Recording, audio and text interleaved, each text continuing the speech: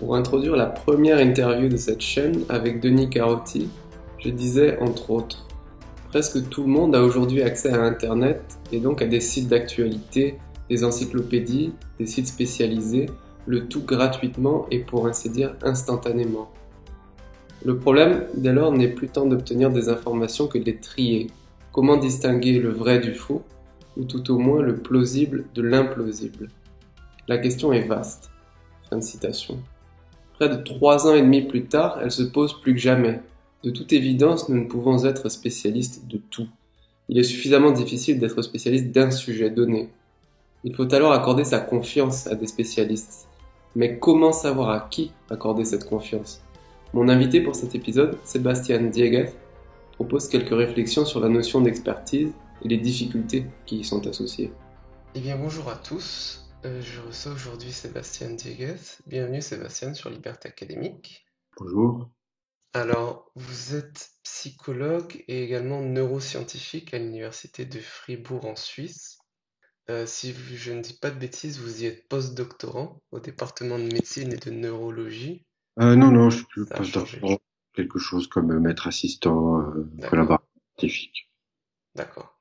Vous avez reçu votre doctorat en 2011. Le titre de votre thèse, c'était Bodily Ownership, Tactile, Visual and Motor Mechanisms, c'est ça? Vous êtes également l'auteur de 2 ouvrages. Il y a eu Mots d'artiste qui avait été publié en 2010 et aussi Total Bullshit en 2018.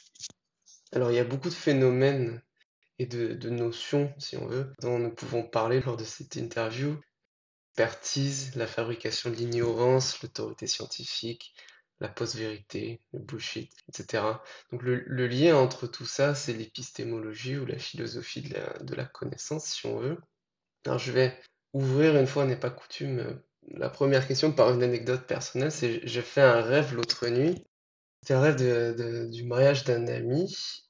Ils avaient invité le professeur Raoult dans le rêve, qui se préparait même à donner un discours à l'audience. On était tous assis comme ça, prêts à l'écouter. Alors, je pense que je me suis réveillé avant d'entendre ce qu'il avait à dire. Dommage. Ouais, dommage. En plus, c'est un ami qui, d'ailleurs, n'a pas spécialement une très bonne opinion de Didier Raoult et de ses méthodes pas très rigoureuses. Donc, ce professeur, représente ou incarne d'une certaine manière justement la figure de l'expert dont nous allons parler. Alors c'est un expert qui, je pense, illustre assez bien certains paradoxes de l'expertise, comme vous l'appelez, puisqu'il est encensé par pas mal de personnes, mais c'est des personnes qui par ailleurs disqualifient un grand nombre de chercheurs en biologie et en médecine, qui sont des collègues plus ou moins au même niveau que Raoult, parce qu'ils ne sont pas d'accord avec lui. Je ne sais pas si ça vous inspire quelque chose déjà, ça. Oui, bien sûr. Comme c'est quand même un cas d'actualité, je pense que c'est assez inévitable d'en parler.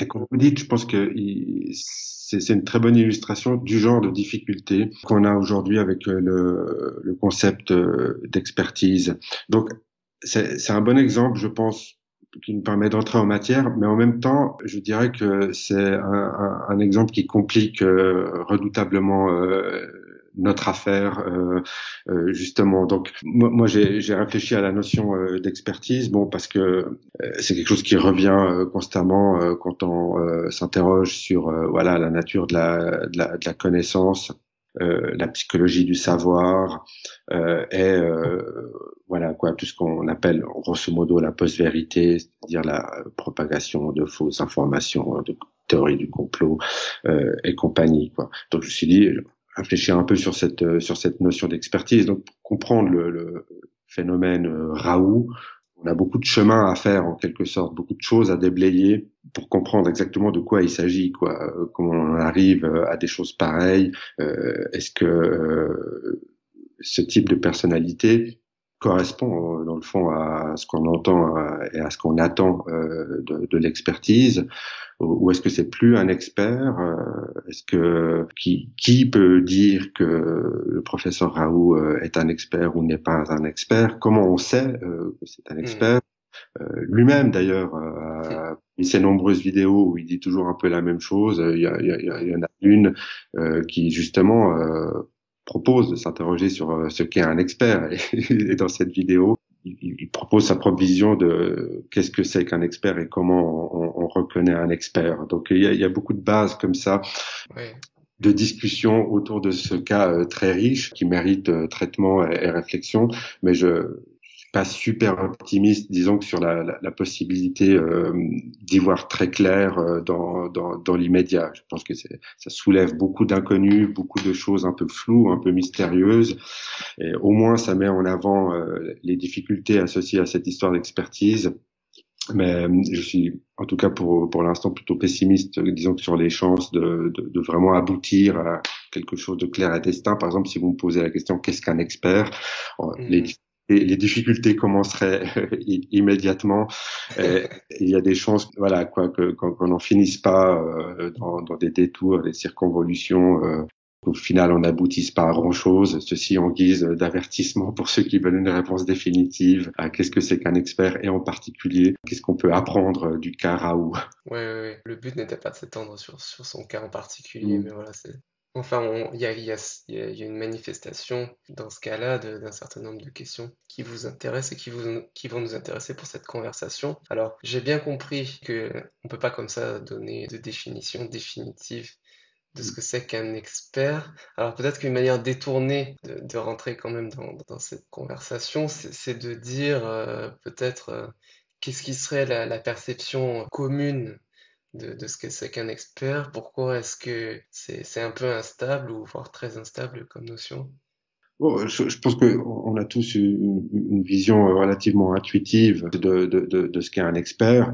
C'est quelqu'un qui fournit une expertise, généralement quelqu'un qui connaît mieux le sujet que la plupart des gens, qui est mandaté en quelque sorte pour faire partager et faire profiter les non-experts de son savoir. Je pense qu'il n'y a pas tellement de difficultés de surface sur ce que c'est qu'un expert. Les difficultés commencent si on cherche à définir très clairement en quoi consiste l'expertise. Et c'est effectivement ce que j'ai relevé, ce que j'appelle les paradoxes de l'expertise, qui sont, à mon avis, sont pas des effets pervers, disons, du genre de difficultés contemporaines qu'on aurait avec l'expertise, mais qui sont consubstantielles à la notion même d'expertise. Peut-être qu'on pourra clarifier ça. Et que vous avez mentionné un texte que je vous ai envoyé, donc j'essaye de réfléchir à ces questions-là dans un long article qui est pas encore publié, mais comme j'ai plusieurs fois l'occasion d'en parler comme ça, peut-être que je le mettrai un peu en avance en ligne, et puis il sera facilement accessible. Il s'agit des actes d'un colloque qui a eu lieu dans le canton de Neuchâtel en Suisse sur le droit de la santé. Les gens qui travaillent sur le droit de la santé, évidemment, s'interrogent sur cette notion d'expertise qui est très importante pour juger d'affaires, d'assurance, de remboursement de soins, etc., où on convoque un expert pour analyser certains cas. Et donc, il y a une crise de l'expertise dans ce domaine-là, où les spécialistes du domaine s'interrogent sur le pouvoir qu'on attribue à des experts, qui sont en fait souvent des espèces de bureaucrates, quoi, qui ont un rôle à jouer et jouent le rôle d'expert pour des questions très spécifiques qui ont des implications et des enjeux politiques et financiers. Et donc les gens du droit de la santé aujourd'hui s'interrogent sur ce qu'est devenu la notion d'expertise. Et ils m'ont demandé, moi, suite à mon livre Total Bullshit, de donner mon avis sur cette histoire d'expertise qui m'a poussé à réfléchir dessus. Donc voilà un peu pour le contexte. Et disons que si je mets ce texte en ligne, il y a probablement pour ceux que ça intéresse, quoi, c'est assez long, il y a beaucoup de clarifications sur, je pense, les échanges qu'on va avoir, quoi. Ouais. Alors, justement, avant peut-être d'en arriver aux difficultés consubstantielles à la notion d'expertise, peut-être qu'on peut faire un peu d'élagage, puisque dans la notion d'expert, il y a une dimension de réputation qui est liée, entre autres, au traitement médiatique de l'information scientifique. Et ça, c'est déjà quelque chose qui pose problème dans une certaine mesure à divers égards, mais l'un des problèmes que vous pointez du doigt, c'est que les médias souvent adoptent une approche qui est une sorte de neutralité forcée entre des points de vue présentés comme équivalents. Alors vous discutez dans un certain détail du cas du réchauffement climatique, où effectivement il y a souvent une sorte de parole des scientifiques qui vont dire effectivement le changement climatique est en cours, il est causé principalement par des activités humaines et surtout la combustion de certaines substances qui rejettent du gaz à effet de serre, tout ça. Donc ça c'est souvent, peut-être moins maintenant qu'avant, mais fréquemment mis sur un pied d'égalité avec des gens qui ont a priori quand même beaucoup moins de compétences, mais qui vont dire que non, c'est pas vrai, le climat se réchauffe pas, ou alors si peut-être, mais c'est pas parce qu'on brûle du charbon. Oui, alors je commence par cet exemple particulier, hein, parce que il a l'avantage d'être bien documenté, présence médiatique des experts et des pseudo-experts, qui soulève, disons que la difficulté de la reconnaissance des experts, comment on reconnaît un expert, qui on donne la parole pour s'exprimer sur tel ou tel sujet. Et donc, je veux dire, indépendamment de la question même du réchauffement climatique et de la réalité du réchauffement climatique d'origine humaine, force est de constater en fait qu'il y a une énorme asymétrie et disproportion entre paroles des experts, en l'occurrence des climatologues, et en particulier des climatologues qui savent de quoi ils parlent, qui sont productifs en la matière, qui ont fait les recherches nécessaires pour aboutir à leurs conclusions, etc.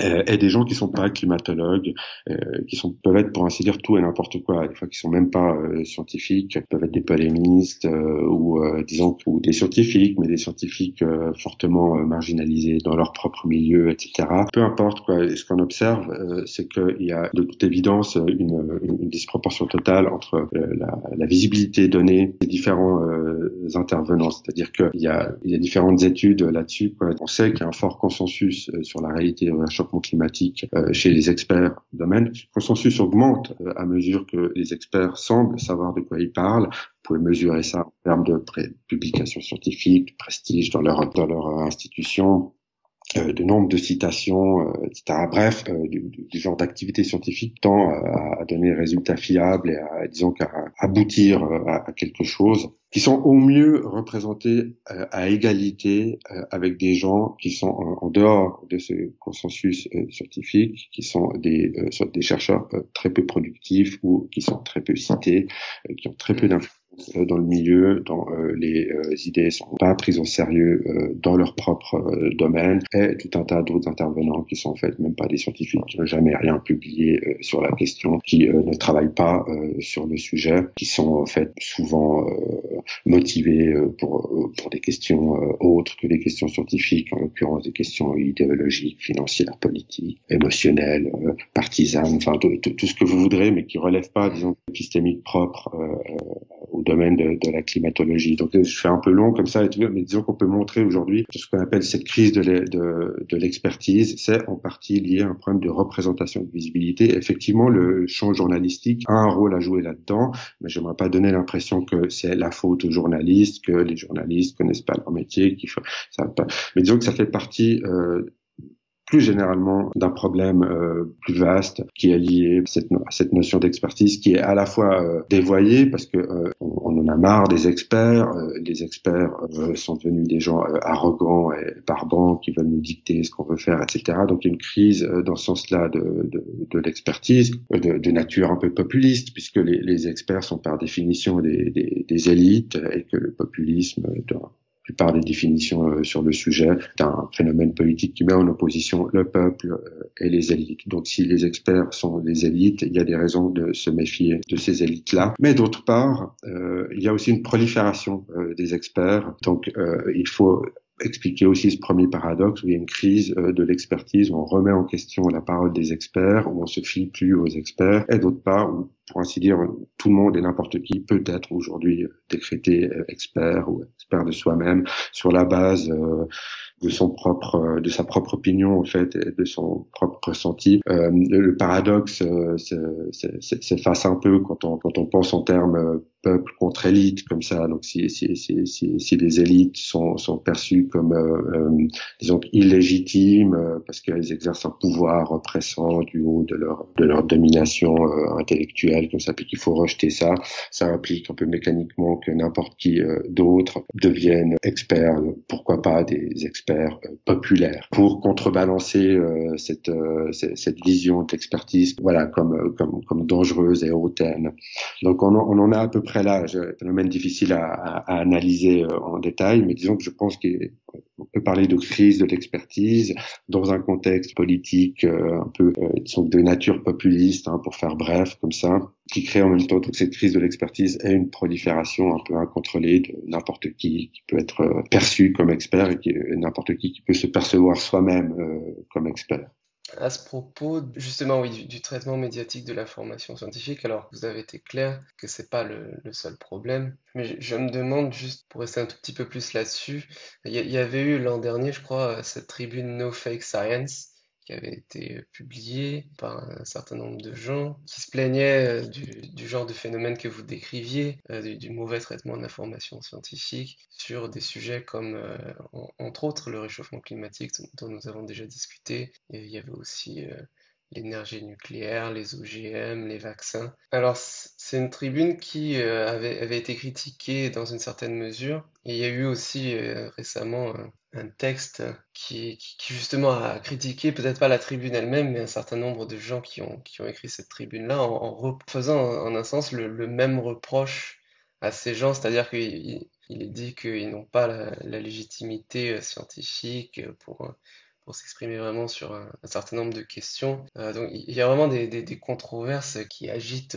l'espace francophone autour de finalement qui peut s'exprimer sur ces questions de manière légitime. Est-ce qu'il faut être soi-même un chercheur ou est-ce qu'il suffit d'avoir des bons arguments?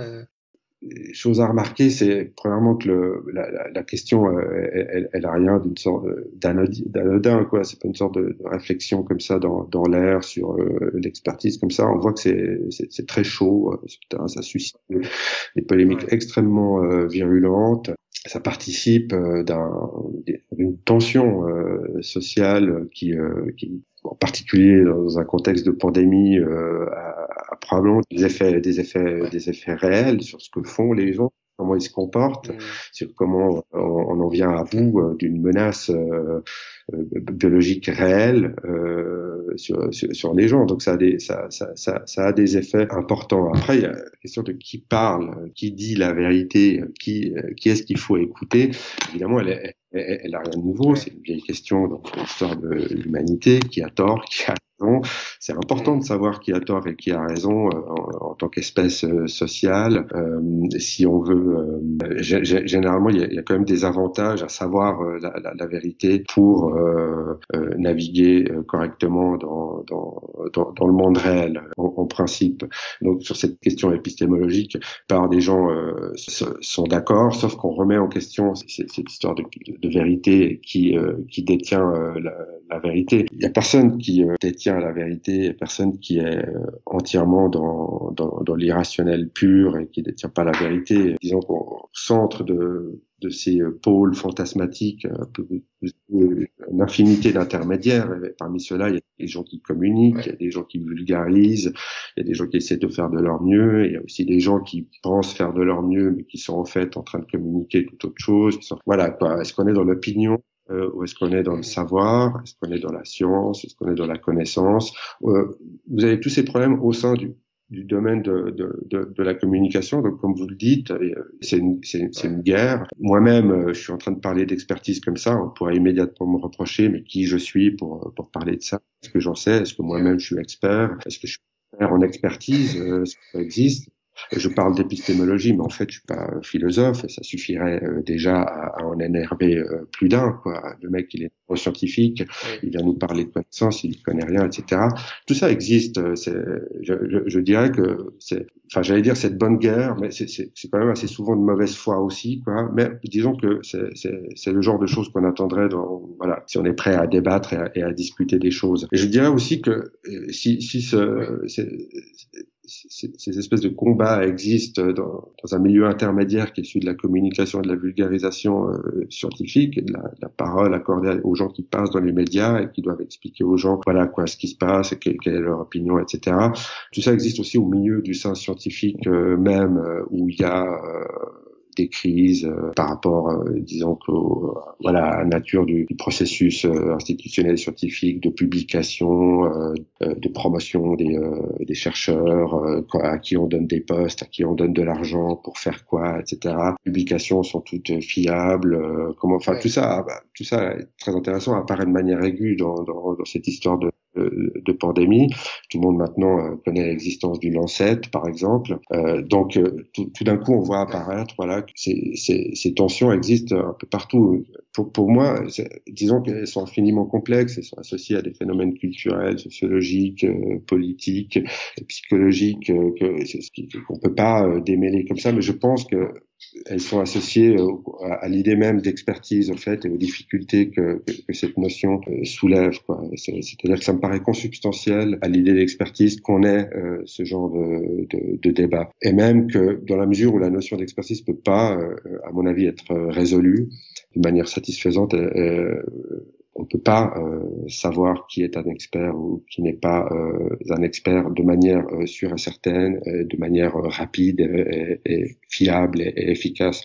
Comme on peut pas, ça tend, à mon avis, à générer des débats et des discussions. Et comme ce problème est irrésoluble, il y a des chances que ces débats et ces discussions se polarisent, et, escaladent, quoi, en quelque sorte. Rien de tout ça n'arriverait si on avait une notion claire et définitive de qui est expert et qui il faut écouter ou qui il faut pas écouter. On n'a plus ça. Et c'est probablement une chose à laquelle on pouvait s'attendre à partir du moment où plus une sorte d'autorité, de droit divin qui détermine qui dit la vérité ou qui dit pas la vérité. Donc c'est plutôt une bonne chose associée, voilà, au pluralisme, lié à l'émergence des lumières, etc. Mais ça soulève tout un tas de nouveaux problèmes qu'on n'est pas prêt à traiter, quoi, qui nous échappent un peu des doigts. J'aime bien prendre du recul parce que j'essaie de pas m'investir dans ces bastons et dans ces débats pour essayer de saisir, quoi, comment on en arrive là et quel est le cœur du problème. Je pense que le cœur du problème, il est dans la notion hautement paradoxale de l'idée d'expertise. Alors, c'est une bonne transition pour rentrer dans le cœur de ce problème. Voilà, je crois que nous avons été clairs maintenant pour dire que effectivement, il y a une crise de l'expertise. Alors, on va peut-être encore raffiner le sens de cette phrase-là, mais ce sur quoi j'insiste à nouveau, c'est que ce problème est trop profond, d'après vous, et je pense que je suis d'accord, pour être expliqué intégralement par les failles du journalisme scientifique ou de la communication scientifique et slash ou les manigances de certains lobbies qui voudraient manipuler la perception publique de certaines questions. Donc effectivement, il faut rentrer dans les questions que vous venez d'évoquer et qui sont extrêmement difficiles, à savoir comment savoir qui est un expert, dans quel domaine, etc. Et là, on arrive sur un certain nombre de ce que vous appelez les paradoxes de l'expertise. Vous donnez à un moment dans votre texte une tentative, disons, de définition au moins en pratique de l'expertise qui nécessiterait d'avoir premièrement une compétence experte. Donc ça, c'est vraiment ce qui revient à être capable, quoi, de faire des travaux sérieux dans un domaine précis. Ensuite, il y a la production experte qui est vraiment le fait justement non seulement d'être capable de le faire, mais vraiment de le faire et de le publier. Et puis, troisièmement, il y a la réputation d'expert qui est vraiment la perception que peuvent avoir les gens du statut d'expert au nom d'une personne en question. Un des problèmes qui arrive tout de suite, c'est qu'effectivement, quand on regarde un peu ces trois points-là, on voit rapidement que pour la grande majorité des gens, ils ne peuvent pas juger de la compétence ou de la qualité des productions ou des travaux. Et donc, ils sont réduits, s'ils veulent vraiment émettre un jugement, ils en sont réduits à se fier à la réputation d'expert de la personne en question. Et du coup, il faut comme ça se fier à la réputation sans pouvoir juger Ouais, vraiment du fond des c'est choses. c'est ça le paradoxe de l'expertise, c'est que si vous vouliez vraiment savoir qui est un expert, pourquoi il ou elle est un expert, il faudrait en somme soi-même en devenir un. Euh, c'est une question qui avait déjà été soulevée par Platon, hein, voilà quoi. Comment, si vous voulez savoir qui est un bon médecin, la seule manière ce serait d'en devenir un soi-même pour pouvoir juger qui en a affaire. Sans quoi vous êtes privé en quelque sorte d'accès à la connaissance experte. Cette connaissance experte, elle est la compétence de l'expertise.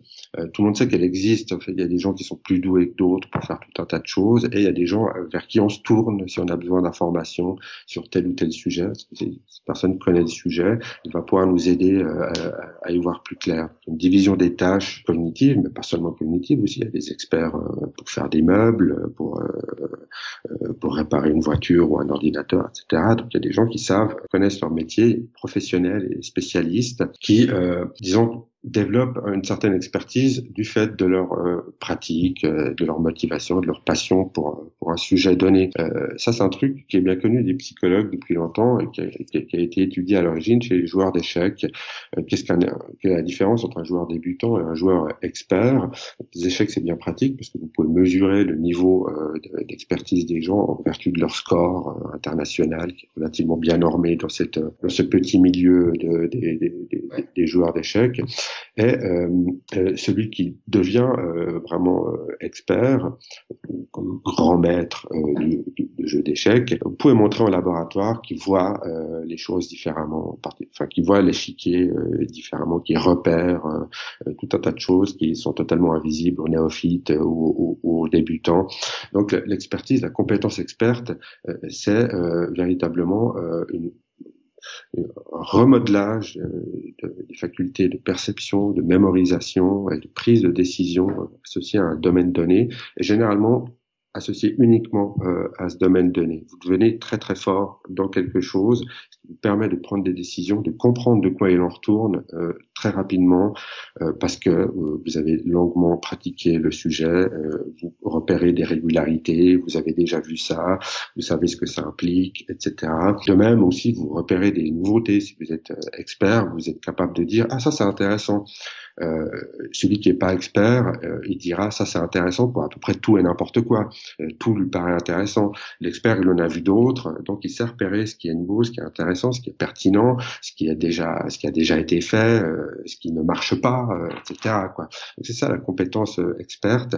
Et pour comprendre comment un expert aboutit à ses conclusions et en vient à prendre telle ou telle décision ou à conseiller telle ou telle décision. En fait, on a guère d'autre choix que de lui faire confiance parce que on va pas refaire son expertise, on va pas redevenir expert à sa place pour être sûr qu'il a raison. Le but d'un expert, c'est précisément d'éviter d'avoir à tout reprendre à zéro pour les autres gens, quoi. Ça sert à un expert. L'expert sert pas à être mis en cause ou mis en doute ou constamment interrogé, etc. Au bout d'un moment, on choisit d'avoir un expert, c'est parce qu'il sait de quoi il parle et comme ça, il peut nous dire quoi faire. C'est ça la nature, tout simplement, de l'expertise.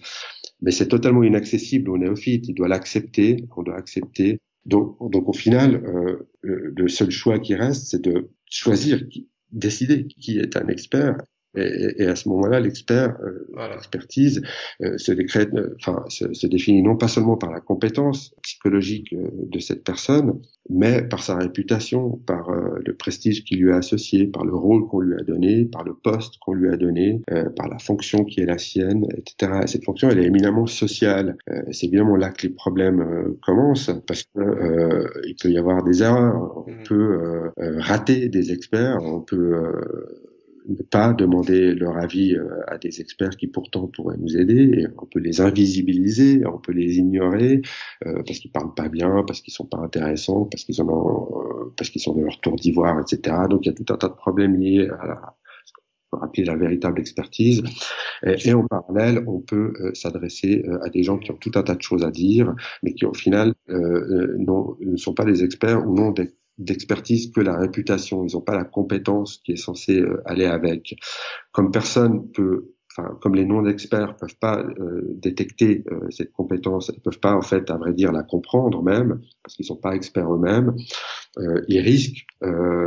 Nous risquons tous de prendre pour un expert quelqu'un qui en fait n'en est pas un. Voilà, c'est le problème des pseudo-experts et du charlatanisme en général, c'est qu'on peut se passer du travail qui est requis pour devenir compétent, pour devenir un expert, pour se concentrer uniquement sur les signes distinctifs de l'expertise. Ça va plus vite, c'est plus facile comme boulot. Donc, et souvent ça paye en fait. Il y a une prime, ou disons qu'au privilège social d'être un expert qu'on peut obtenir sans fournir le travail pour devenir expert, et ça c'est favorisé par tout un tas de facteurs dont on a parlé avant, mais qui dans le fond repose que sur ça, quoi, sur le fait que la compétence experte est inaccessible aux non-experts par définition.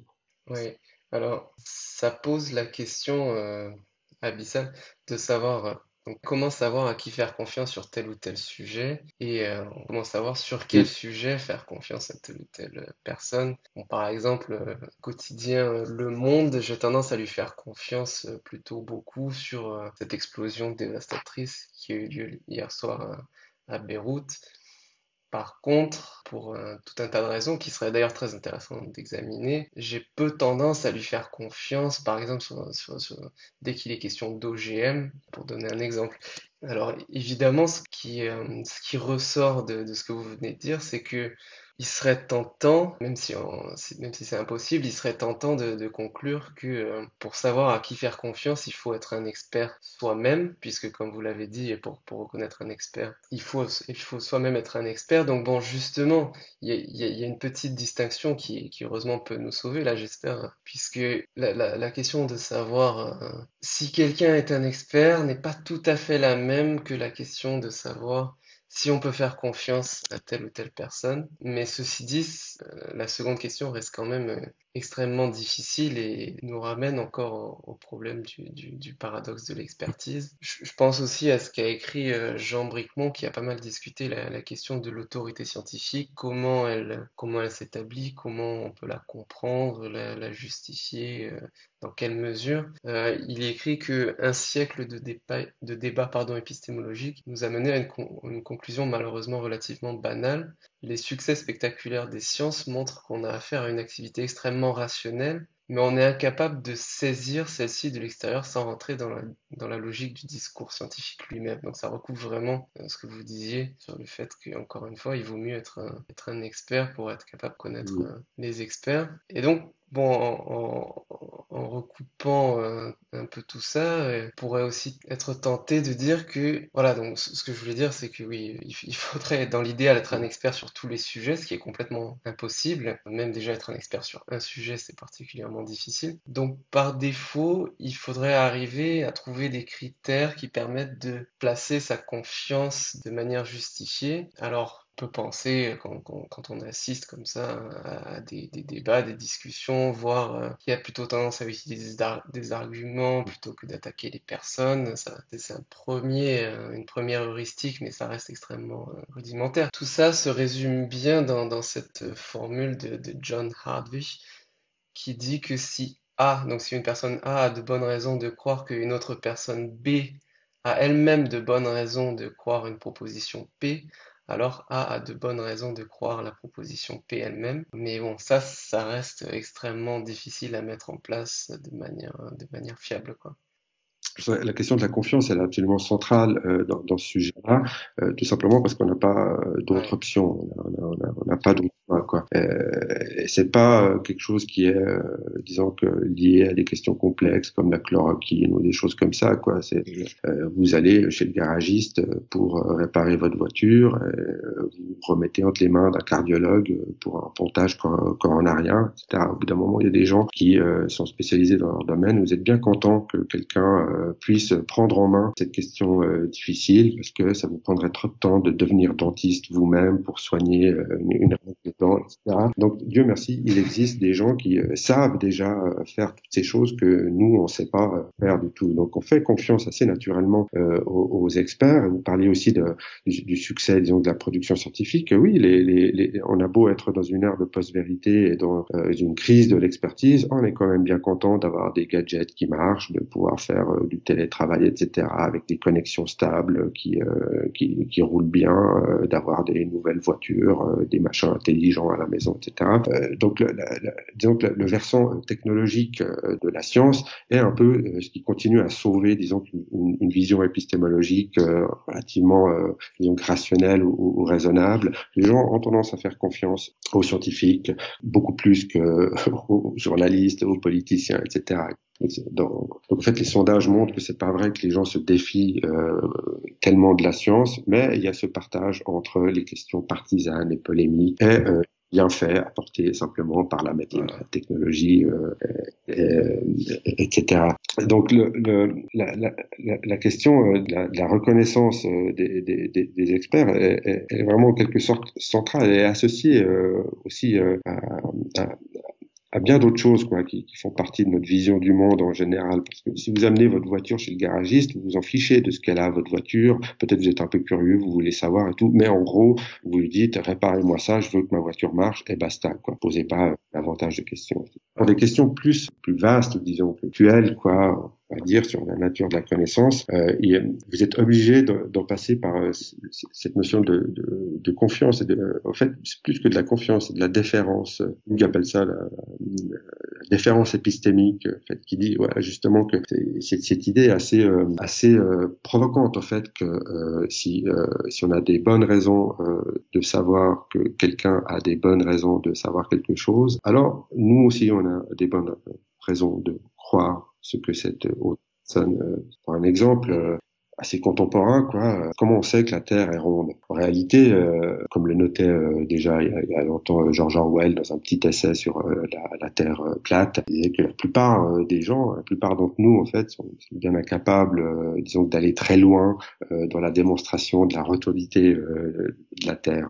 Vite pris de court, c'est pas un truc si simple que ça à prouver. Parce qu'à chaque argument, on peut vous opposer un contre-argument, etc.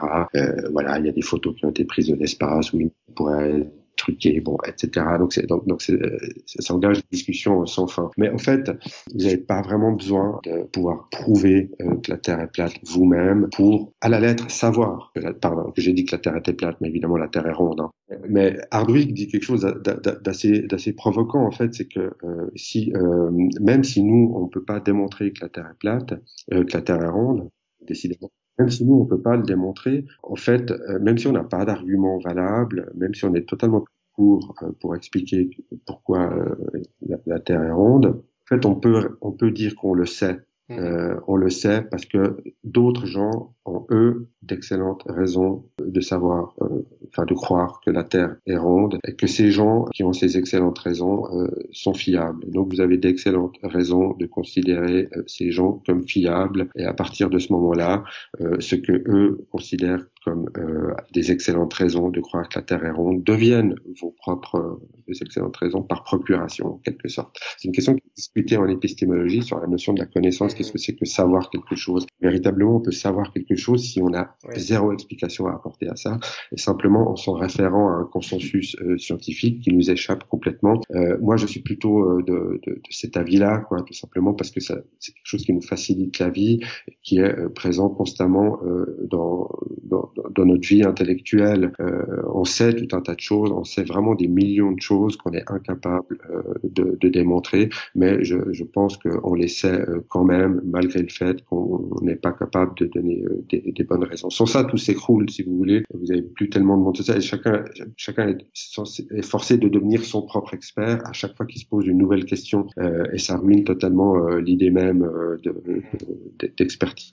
Donc, si on prend l'idée d'expertise au sérieux, alors on prend l'idée de connaissance et de savoir par procuration au sérieux aussi. Comment pas se faire avoir par un charlatan ou par quelqu'un qui pose pour un expert? Ça, c'est toute la question, en fait, Mais en gros, si on prend l'idée d'expertise au sérieux, alors on prend aussi au sérieux l'idée qu'on peut leur faire confiance. Un expert à qui on fait pas confiance, dans le fond, c'est pas vraiment un expert en fait. Malgré toutes ses compétences, etc. Le malheureux, s'il est pas pris au sérieux, en fait, il n'a pas la composante sociale et réputationnelle de l'expertise, et donc dans un sens, il n'est pas vraiment un expert. Un joueur d'échecs, il doit jouer aux échecs pour montrer qu'il est expert. S'il joue jamais aux échecs, personne ne saura à quel point il est doué. Et malgré tout son talent, en fait, il ne pourra pas être considéré comme un expert.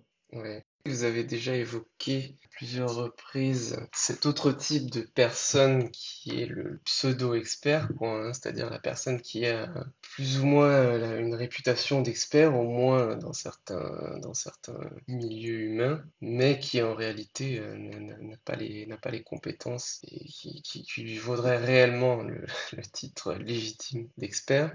Vous faites une comparaison qui, je pense, se comprend bien, c'est assez naturel entre la figure du pseudo-expert et le gourou, quoi. Vous avez déjà beaucoup parlé par ailleurs. Ils utilisent, vous écrivez, de stratégies très semblables, puisque là, je vous cite à peu près dans le texte, le pseudo-expert peut compter sur le caractère justement paradoxal de l'expertise que vous évoquiez, puisque à partir du moment où cette personne a une réputation d'expert, les gens qui ne connaissent pas bien le domaine interpréteront naturellement, c'est ce que vous écrivez, le moindre de ses faits et gestes comme une démonstration de son ineffable expertise.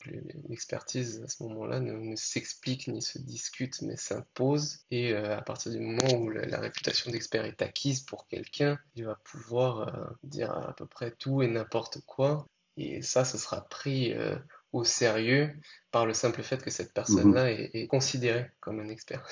Oui, c'est mécanique, parce que l'anthropologue Dan Sperber a appelé l'effet gourou. Donc, à partir du moment où quelqu'un jouit d'une réputation particulière, qui est une aura d'expertise ou de prestige intellectuel, on est susceptible de lui passer beaucoup de choses. En particulier si on comprend pas vraiment l'importance ou même le sens de ce que dit cette personne, puisque nous-mêmes on est disciples, puisque nous-mêmes on est néophytes, non experts, on est bien obligé d'interpréter les propos du gourou comme de la plus haute importance et probablement de la signification la plus profonde imaginable.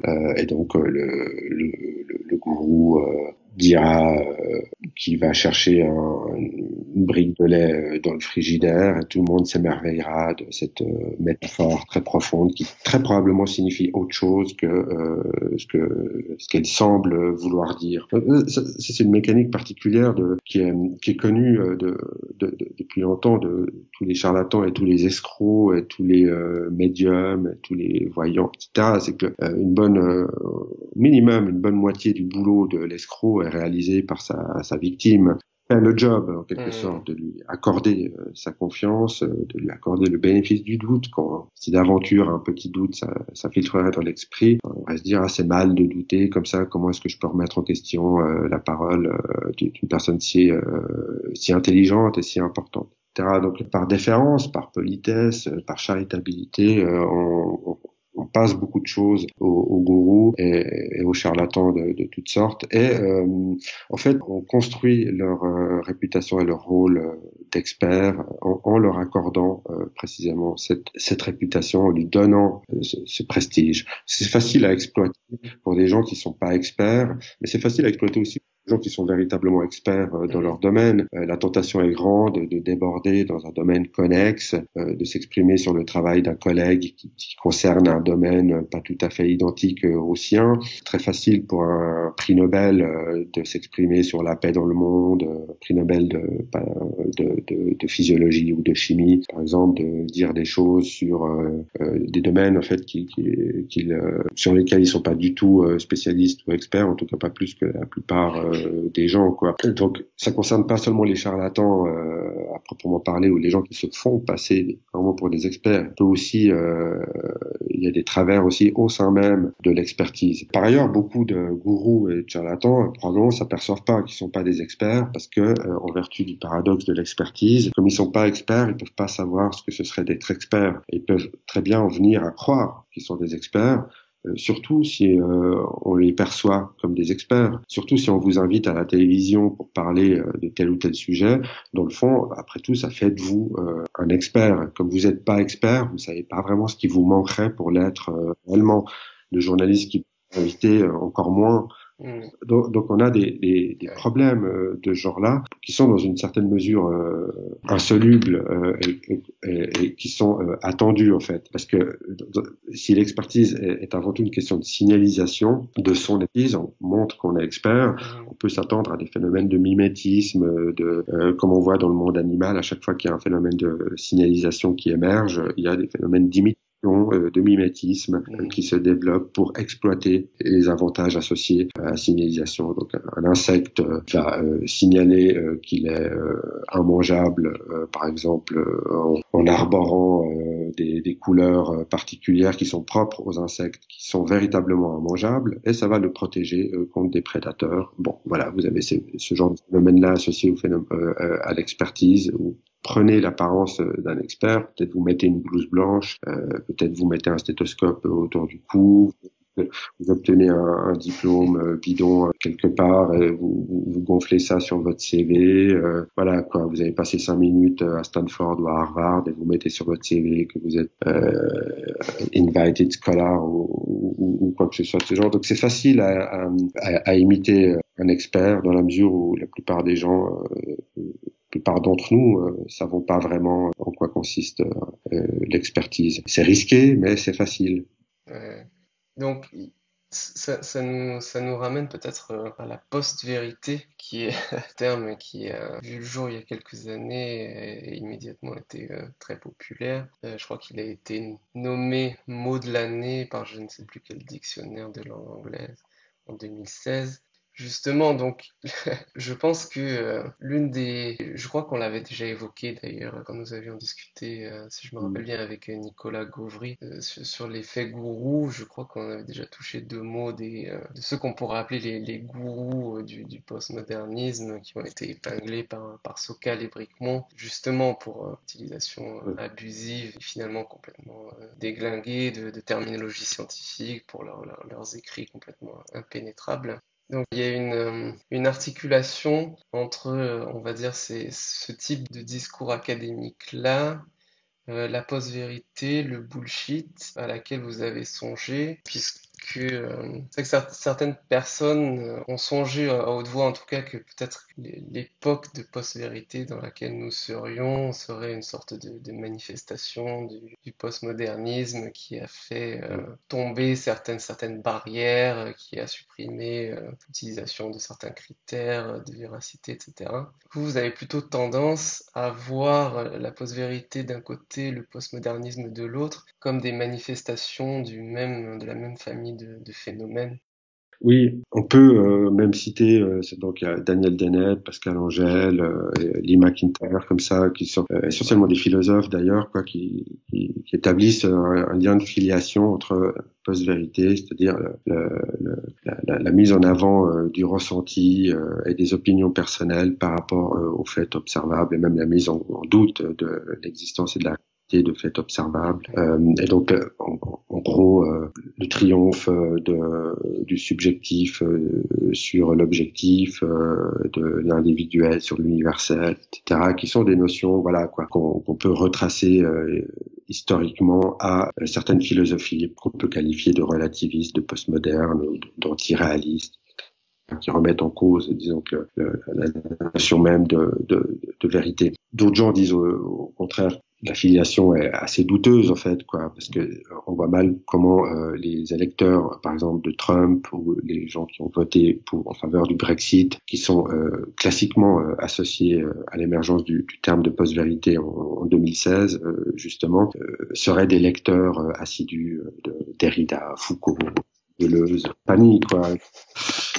Donc comment des philosophies en fait contre-intuitives, un peu provocantes, bizarres, souvent un peu sur le champ du flou, de l'ambiguïté et de l'ironie, qui jouent avec les concepts, etc. Et souvent dans un langage très inaccessible et finalement assez barbant, quoi. Enfin, qui pourrait avoir vraiment envie de lire ces choses-là, ait fini par avoir une telle influence sur la société. Hein. C'est ta question.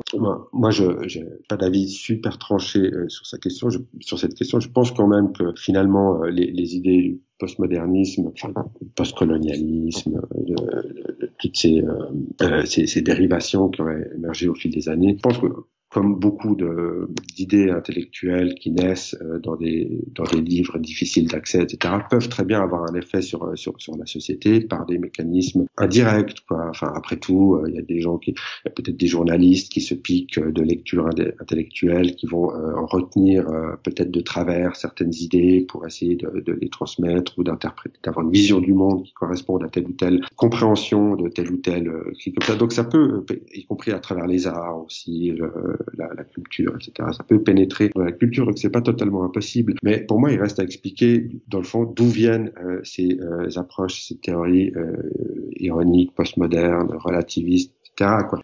Il me semble qu'elles découlent d'une forme bon, il y a des facteurs sociaux, historiques, culturels qui sont étudiés, etc., puis qui sont très intéressants. Mais je pense qu'il y a aussi une forme d'intuition, une forme psychologique de réactance en quelque sorte, hein, qui fait que on a tendance à rejeter l'idée d'une vérité intangible, inamovible, qui aurait quelque chose quand même d'oppressant et comme ça. Et on aime spontanément l'idée d'un pluralisme, on aime cultiver un certain flou, on n'aime pas l'état de dissonance cognitive, quoi. Donc pour sortir de cette impression désagréable de pas comprendre véritablement les choses, de pas pouvoir accéder à la vérité, il suffit de décréter que dans le fond, cette vérité, si on n'arrive pas à y accéder, c'est parce qu'en fait, elle n'existe pas. Qu'on ferait mieux de se fier à nos impressions personnelles, etc. Donc tout ça relève pour moi d'une forme de bullshit, en fait, quoi, qu'on peut définir comme l'indifférence à l'égard de la vérité. Donc à partir du moment où vous décrétez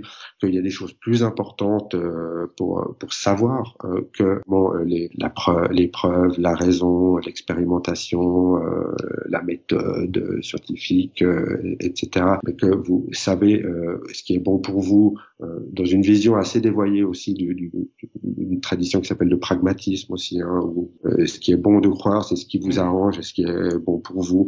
C'est pas ce que disaient les pionniers du pragmatisme, mais c'est souvent ce qu'on a retenu. Et je pense que ces visions philosophiques elles-mêmes, ces doctrines philosophiques reposent aussi sur des mécanismes psychologiques, et parmi ceux-là, et communicationnels. Parmi ceux-là, je pense qu'elles bougent.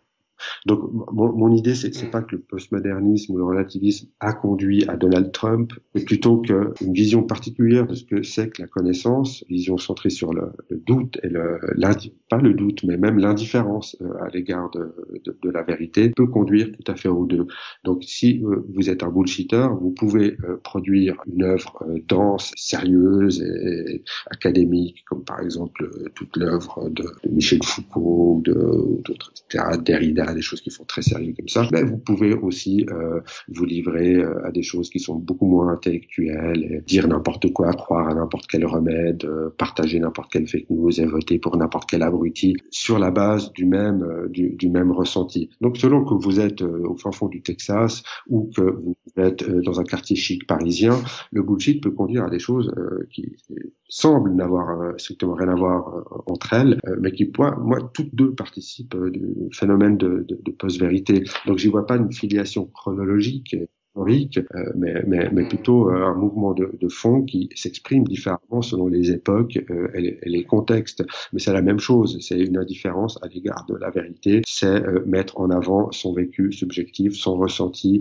ses impressions, ses caprices et ses lubies par rapport à une approche plus objective et universaliste, et qui demande en fait tout simplement beaucoup plus de boulot au final. Une expérience, une expérience scientifique, ça peut échouer, ça prend du temps, il faut du matériel, faut recommencer, faut faire des analyses, faut la publier, etc. C'est compliqué, c'est sans fin. Ensuite, faut la défendre, ensuite faut la répliquer, ensuite faut en faire d'autres, ensuite faut la corriger, etc. Donc, tout ça est barbant, alors qu'il suffit de donner son impression sur l'horizon de l'humanité, la nature de la politique, la question des identités, etc. Vous pouvez en fait baratiner, qui vous vient à l'esprit si vous disposez des clés et du langage langage approprié. Et si vous n'avez pas les clés de langage appropriées, vous avez qu'à voter pour un débile, ou vous avez qu'à ne pas porter un masque, ou je sais pas quoi. Enfin, je veux dire, il y a tout un tas d'options qui viennent à l'esprit.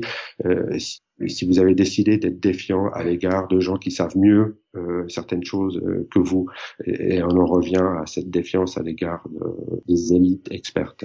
Voilà, je fais un peu le tour de la question comme ça. Ouais. Non, c'est très bien résumé. Je pense que je suis vraiment fortement d'accord avec vous qu'il y a plutôt, comme le dirait Gérald Bronner, peut-être des invariants cognitifs qui viennent se manifester de différentes manières selon les choses avec lesquelles ils s'articulent par ailleurs, quoi.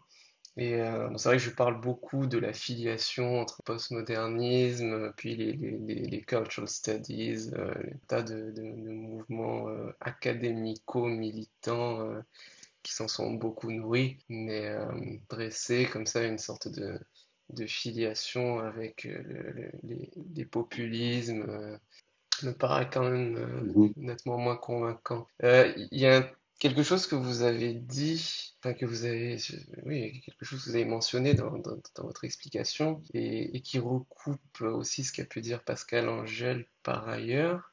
Alors, je ne sais pas si vous serez d'accord avec une formulation aussi forte que la sienne. Je pense que ce sera ma dernière question. Finalement, c'est quel est le rôle de l'indifférence envers la vérité? Donc, il y a une interview dans Le Monde où Angèle qualifie l'indifférence envers la vérité de mère de tous les vices intellectuels.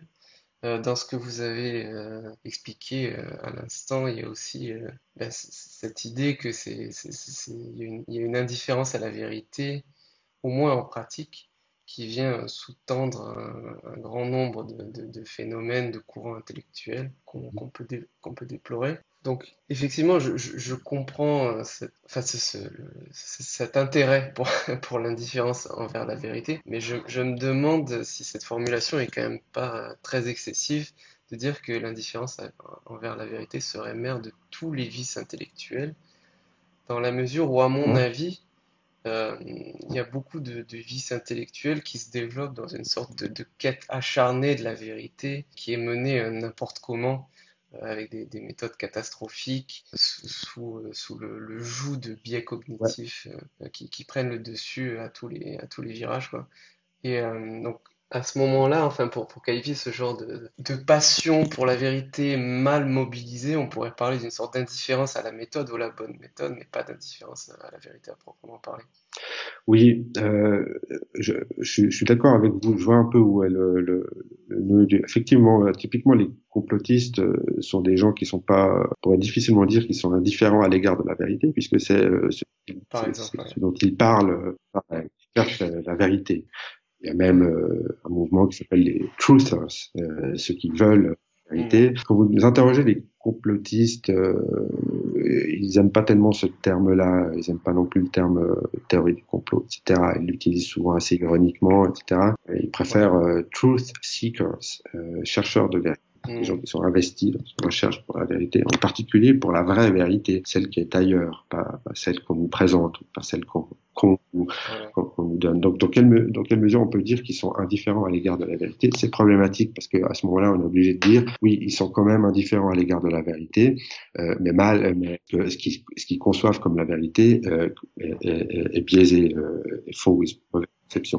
Donc, Pascal Angel dit aussi que par indifférence à l'égard de la vérité, mais il parle aussi d'insensibilité aux raisons. Je sais pas si c'est aussi la mère de tous les vices, le père de tous les vices, mais c'est l'idée qu'au bout d'un moment, il y a un certain état d'esprit, certaines dispositions de caractère, peut-être, si on parle de vice et de vertu, qui vous rend insensible aux raisons, qui vous rend sensible à des choses qui sont pas des raisons, mais qui sont plutôt des motivations, ou des désirs, ou des envies de voir les choses comme on aimerait qu'elles soient. Moi, je suis encore un peu insatisfait par le traitement de cette question d'indifférence à l'égard de la vérité, qui est pas encore complète à mon avis. Je peux dire, c'est l'objet de mon prochain livre, en fait, où justement je m'interroge sur qu'est-ce que ça veut dire d'être indifférent à l'égard de la vérité.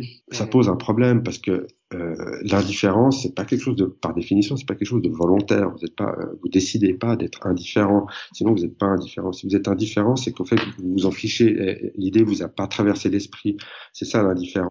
À mon avis, quoi. Intuitivement, on ressent l'indifférence comme une forme involontaire de négligence, mais qui ne va pas jusqu'au rejet, parce que le rejet serait quelque chose de motivé et de délibéré et de décider.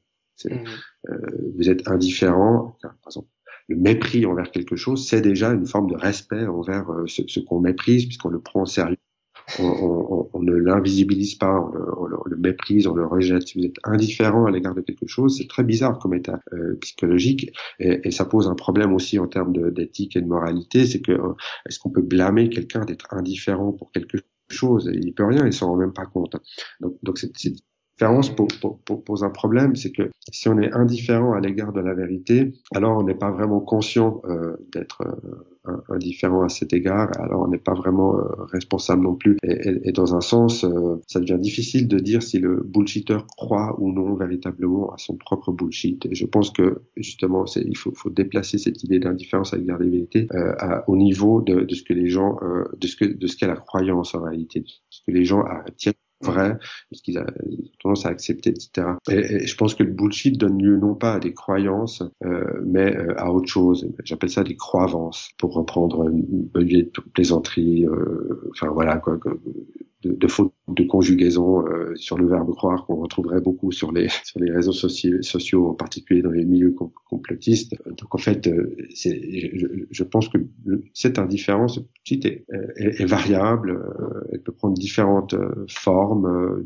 sur un continuum qui va du volontaire au tout à fait involontaire, et qu'elle aboutit à des conceptions, à des représentations du monde qu'on peut pas considérer véritablement comme des croyances. Elles peuvent pas être tenues pour vraies parce qu'elles sont issues d'une forme d'indifférence. Donc c'est des postures, c'est des moyens de signalisation qu'on utilise pour se montrer aux autres, pour se distinguer des autres, auxquels on croit pas vraiment. Parfois on croit y croire, comme disait Daniel Dennett, il existe quelque chose c'est la croyance en la croyance. Donc des fois on croit quelque chose, mais ma proposition c'est qu'en fait c'est pas vraiment une croyance, c'est plutôt une croyance. Et je pense que ça, si on fait une distinction entre des véritables croyances et des choses qui n'en sont pas, ça aide à expliquer pas mal de choses bizarres, notamment autour du complotisme, où on ne sait pas si une question difficile, c'est est-ce que les gens y croient ou non véritablement. Est-ce qu'il est possible de véritablement croire que la Terre est plate? Est-ce qu'il est possible de véritablement croire qu'il y a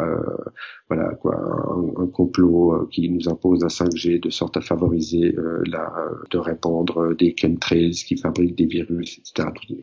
Tout ça n'a plus guère de sens. Tout ça se mélange, prend des formes très différentes, et d'un jour à l'autre, ces théories peuvent changer, ce qui fait que c'est pas véritablement des théories. Et je pense que ça s'explique par le fait que de cette indifférence naît une forme, un simulacre de croyance, où on en arrive à un niveau, je pense, où beaucoup de gens se figurent avoir tout un tas de croyances. C'est des représentations de surface qui collent pas vraiment avec l'idée classique que la croyance doit être tendre vers la vérité.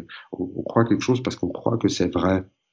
Même si on n'est pas sûr ou comme ça, si je crois que j'ai rendez-vous à 10 heures du matin, peut-être que je suis pas sûr, mais je crois que c'est vrai. Je pense que ça a disparu de beaucoup de représentations actuelles. Vous pouvez choisir les exemples que vous voudrez, quoi, mais je pense qu'il y a beaucoup de gens qui affirment quelque chose, mais ils ont perdu la notion même que s'ils y croient, c'est qu'ils croient que c'est vrai. Ils croient que c'est bon de le dire, ils croient que c'est bon de le penser, ils croient que c'est ce qu'il faut dire désormais, etc. Mais on n'est plus dans le domaine de la croyance, on est passé à autre chose, et j'appelle ça la croyance, mais d'autres gens appellent ça crédence ou acquiescement ou acceptance. Enfin, c'est un truc que j'ai pas inventé, quoi, qui est assez fréquent aujourd'hui en philosophie. Et je pense que ces croyances, en fait, prennent l'apparence de croyances, mais n'en sont plus vraiment. Donc ça, c'est particulier pour les croyances religieuses, par exemple, quoi, qui fonctionnent que le dimanche, mais jamais le reste de la semaine. Ce genre de choses-là ne sont pas véritablement des croyances, vous voyez. C'est provoquant, etc. Mais je pense que c'est la seule manière de saisir vraiment ce qu'implique le bullshit et la post-vérité. Parce que vous arrivez nulle part si vous êtes indifférent à la vérité. En principe, si vous étiez indifférent à la vérité, vous auriez pas du tout de croyance ni rien d'autre comme ça. Vous seriez un nihiliste, un cynique complet. Et ces gens n'existent pas vraiment, quoi. La plupart des gens sont pas des sceptiques absolus, radicaux sur la nature de la réalité. Ils disent des choses, ils pensent des choses, ils affirment des choses, ils défendent des idées. La question, c'est de savoir quelles sont ces idées qu'ils ont obtenues sur la base d'une manière de penser qui est pas rationnelle, en fait. Ça, c'est un peu mon terrain actuel. D'accord. Écoutez, j'ai fait le tour de mes questions. Okay. Je vous remercie vraiment beaucoup d'avoir accepté l'invitation avec une discussion vraiment assez profonde. Je pense que ça pourrait intéresser pas mal de gens, la question des paradoxes de l'expertise, la question extraordinairement difficile de savoir comment et sur quels critères accorder sa confiance. Mais c'est des questions qui s'avèrent importantes dans un contexte où, comme vous le disiez, enfin en le reformulant un peu, il y a division du travail intellectuel qui est de toute façon inévitable. On peut pas être expert en tout. Mais voilà, il faut arriver à accorder son crédit de manière judicieuse. Voilà. Merci beaucoup, Sébastien. Merci, super. Merci encore, puis à bientôt. Merci d'avoir écouté Liberté Académique. Nous sommes un podcast science, esprit critique et liberté. Nous interviewons des chercheurs, enseignants et auteurs ayant des idées intéressantes et qui défendent la pensée libre, rationnelle et empirique. Nous luttons à notre niveau contre un certain anti-intellectualisme d'une partie de la classe intellectuelle. Nos interviews se font en français ou en anglais. Vous pouvez retrouver tous les épisodes de Liberté Académique sur YouTube et sur SoundCloud, ainsi que sur les principales plateformes de podcasting comme iTunes, Stitcher et plusieurs autres encore. Liberté Académique est également présent sur Twitter @acadfreedom et sur Facebook.